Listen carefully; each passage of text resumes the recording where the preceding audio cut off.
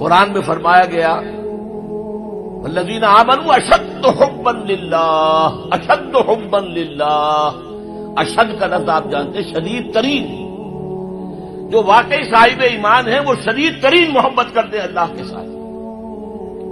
اور رسول نے اپنے بارے میں فرما دیا بہت خوبصورتی سے، لا یؤمن احدکم حتی اکون احب الیہ من والدہ وولدہ والناس اجمعین، تم میں سے کوئی شخص مومن نہیں ہو سکتا جب تک کہ میں اسے اس کے باپ سے، اس کے بیٹے سے اور تمام انسانوں سے زیادہ محبوب نہ ہو جاؤں۔ تو یہ محبت روح ہے، نظر تو نہیں آتی، نظر آئے گی اطاعت کہ آپ نے اللہ کا حکم مانا، رسول کا حکم مانا، لیکن یہ اطاعت عبادت تب بنے گی جبکہ اللہ کی محبت کے جذبے سے سرشار ہو کر اللہ کی اطاعت کی جائے۔ چنانچہ قرآن میں اس کی بڑی عمدہ مثال ہے، جب حضرت موسیٰ علیہ السلام پہلی مرتبہ فرعون کے دربار میں پیش ہوئے تو فرعون نے مذاق اڑایا کہ یہ آیا ہے یہ موسیٰ اور یہ ہارون اس کا بھائی، اور یہ ہم پر حکم چلانا چاہتے ہیں، وَقَوْمُهُمَا لَنَا عَابِدُونَ، حالانکہ ان کی قوم تو ہماری عابد قوم ہے، غلام قوم ہے۔ اب یہاں عبادت کے کیا معنی ہے؟ بنی اسرائیل پوجتے نہیں تھے، وہ بادشاہ کی پرستش نہیں کرتے تھے، لیکن بادشاہ کی اطاعت کرنے پر مجبور تھے، اطاعت کرتے تھے۔ اس کو اس نے کہا وَقَوْمُهُمَا لَنَا عَابِدُونَ، ان کی قوم جو ہے وہ تو ہماری عابد ہے، عبادت گزار ہے، ہماری غلام ہے، ہماری اطاعت شعار ہے، ان کو کیا حق پہنچتا ہے؟ ہماری بلی ہمیں کو میاؤں۔ اچھا کوئی شخص کہہ دے کہ یہ تو فرعون کا لفظ ہے، آپ اسے دلیل کے طور پر لے آئے، اللہ کا لفظ تو نہیں ہے یہ، تو وہ بھی سن لیجئے۔ ایک دوسری ملاقات میں حضرت موسیٰ علیہ السلام نے جب دعوت پیش کی تو فرعون نے طنز کیا، الم نربک فینا ولیدا، اے فرعون، اے موسیٰ تم وہی نہیں ہو جسے ہم نے اپنے گھر میں پالا پوسا تھا۔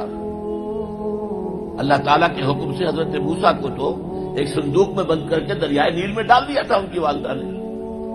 وہ محل کے پاس سے گزر رہا تھا کہ وہاں کچھ عورتیں جو ہے دریا پر آئی ہوئی تھی نہانے وغیرہ کے لیے، انہوں نے وہ تابوت جو تھا صندوق کو پکڑ لیا، اس میں حضرت موسیٰ لکھا ہے، اور اتنے خوبصورت تھے یہ فوراً سمجھ میں آ گیا تھا یہ کوئی اسرائیلی ہے، اور اسرائیلی بچوں کے بارے میں حکم تھا کہ فوراً قتل کر دو، اگر لڑکا ہو، لڑکی ہو تو زندہ رہنے دو۔ لیکن یہاں حضرت آسیہ تھی، فرعون کی ایک بیوی جو مسلمان تھی، بنی اسرائیل میں سے تھی، انہوں نے کہا فرعون سے لا تقتلوہ، مت قتل کرو، قرۃ عین لی ولک، دیکھو ہمارے ہاں اولاد نہیں ہے، یہ تو میرے اور تمہارے لیے آنکھوں کی ٹھنڈک بن جائے گا، دیکھو کتنا خوبصورت بچہ ہے، لہذا ان کو قتل نہیں کیا گیا۔ اللہ تعالیٰ نے ایک جگہ سورہ طٰہٰ میں احسان گنایا ہے حضرت موسیٰ پر، وَأَلْقَيْتُ عَلَيْكَ مَحَبَّةً مِّنِّي، میں نے اے موسیٰ تم پر اپنی محبت کا پردہ ڈال دیا تھا، ایسی محبت خدا بندی، ایسا اس کا جذبہ ابھرا لوگوں کے اندر کہ حضرت موسیٰ کو کہتے نہیں پہنچایا گیا، محل میں پلے ہیں۔ تو اس کے بعد فرعون کی اس وقت تک اولاد نہیں تھی، بعد میں اولاد ہو گئی، لیکن وہ جو بعد میں اولاد ہونے والا جو ہے پیدا ہونے والا شہزادہ، وہ حضرت موسیٰ کو اپنا بڑا بھائی سمجھتا تھا۔ تو حضرت موسیٰ کو جب تانا دیا الم نربک فینا ولیدا، اے موسیٰ تم وہی نہیں ہو جسے ہم نے بچپن میں پالا پوسا تھا، ہمارے ٹکڑوں پر پلے اور آج ہمارے منہ کو آ رہے ہو۔ اس کا جواب کیا دیا حضرت موسیٰ نے؟ وَتِلْكَ نِعْمَةٌ تَمُنُّهَا عَلَيَّ أَنْ عَبَّدْتَ بَنِي إِسْرَائِيلَ، بڑا احسان کیا تو نے کہ مجھے اپنے گھر میں پال دیا اور میری ساری قوم کو غلام بنا رکھا ہے۔ ان عبدت بنی اسرائیل، یہاں بھی لفظ عبادت آیا، تو لفظ عبادت کا پہلا اطلاق اطاعت پر ہے، البتہ اس کی روح جو ہے وہ محبت ہے، روح نظر نہیں آئے گی، جسم نظر آئے گا، لہذا عبادت کا جسم اطاعت، اللہ کی اطاعت ہمہ تن ہمہ وقت ہمہ وجوہ، اور اللہ کی اطاعت کا راستہ اللہ کے رسول کی اطاعت۔ بمصطفیٰ برساں خیش را کے دی ہمہ اوست، اگر بہو نہ رسیدی تمام بول حبیث، اپنے آپ کو مصطفیٰ صلی اللہ علیہ وسلم کے قدموں میں پہنچا دو، اگر وہاں تک نہیں جاؤ گے تو یہ سب بولہبی ہے، پھر باقی ساری باتیں جو ہے اس کا اسلام سے کوئی تعلق نہیں، اور حضور کی حدیث میں آپ کو سنا چکا لا یؤمن احدکم حتی اکون احب الیہ من والدہ وولدہ والناس اجمعین، تم میں سے کوئی شخص مومن ہو ہی نہیں سکتا جب تک کہ میں اسے تمام انسانوں سے، یہاں تک کہ اپنے باپ سے، اپنے بیٹے سے بھی زیادہ محبوب نہ ہو جاؤں۔ اب ایک نقطہ اور سمجھیے کہ میں نے بھی مانا نماز بھی عبادت ہے، روزہ بھی عبادت ہے، یہ عبادات ہے، تو کیا تعلق ہے ان عبادات کا اس عبادت کے ساتھ جس کی تم بات کر رہے ہو؟ دیکھیے، یہ کوئی تمبو کہیں لگا ہوا ہوتا ہے، شامیانہ ہے، تو چار اس کے طرف جو ہے وہ کھڑے ہوتے ہیں بانس، ان کے اوپر وہ شامیانہ ٹنا ہوا ہے۔ چار عبادتیں اللہ نے دی ہیں انسانوں کو، مسلمانوں کو، اہل ایمان کو، تاکہ بڑی عبادت کر سکیں۔ یہ بڑی عبادت ہمہ وقت، ہمہ تن، ہمہ وجوہ اللہ کی اطاعت کرنا آسان کام نہیں ہے۔ ہمارا نفس ہے جو برائی کی طرف ہمیں آمادہ کرتا ہے، شیطان لعین ہے، اس کی سلبی اور مانوی ذریت ہے، وہ ہمیں برائی کی طرف دھکیلتے ہیں۔ پھر مال کا لالچ ہے، وہ ہمیں بری طرف دھکیلتا ہے۔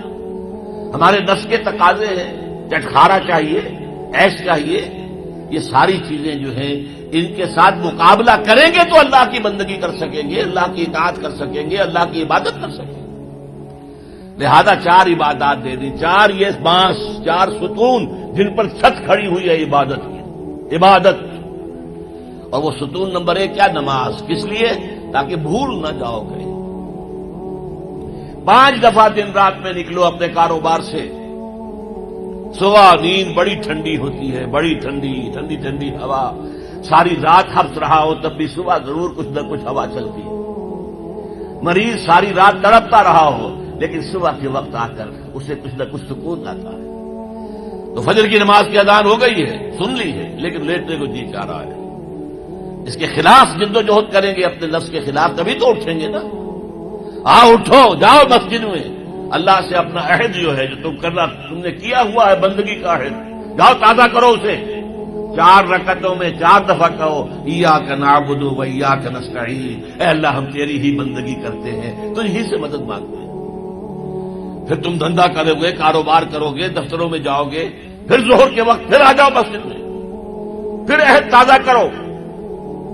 پھر کوئی تھوڑا سا قیلولہ کر لیا، کوئی تھوڑا سا آرام کر لیا، کچھ کھانا کھایا، پھر گئے اپنی دکان پر، لیکن پہلے عصر کی نماز پڑھ لو، پہلے تم اپنا عہد جو ہے پھر تازہ کر لو، پھر غروب وقت، غروب سورج کے وقت پھر تازہ کرو، رات کو سونے سے پہلے پھر تازہ کرو۔ حفیظ جالندری کا بڑا عمدہ شعر ہے کہ سرکشی نے کر دیے دھندلے نقوش بندگی، آؤ سجدے میں گرے لوح جبیں تازہ کرے۔